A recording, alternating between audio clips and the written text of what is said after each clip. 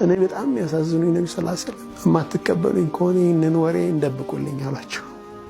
በቃ አትንገሩ፣ ለቁረይሾች አታደርሱ። ከዛ አልፈው ከማድረስ አልፈው ይሄ ማድረስማ ተው እንደው ሚስጥር አድርጎ መጠበቅ ምናምን ተው።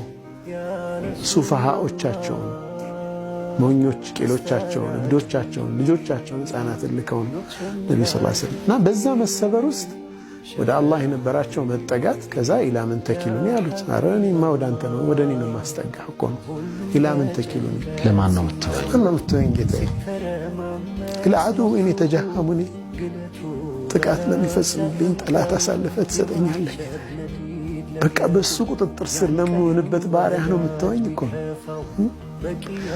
ከዛ ምን አሉት አላህ ኢለም የኩን ቢከ ገደቡን ዐለይየ ፈላ ኡባሊ። እኔንማ ጠልተኸኝ ካልሆነ ግድ የለኝም ምንም ቢደርስ። ጠልተኸኝ ብቻ እንዳይሆን ይህ ሁሉ ስቃይ ሁሉ መከራ ማየው በቃ ስለ ጠላኸኝ ካልሆነ ችግር የለብኝም እቋቋመዋለሁ እኮ ነው አይደል?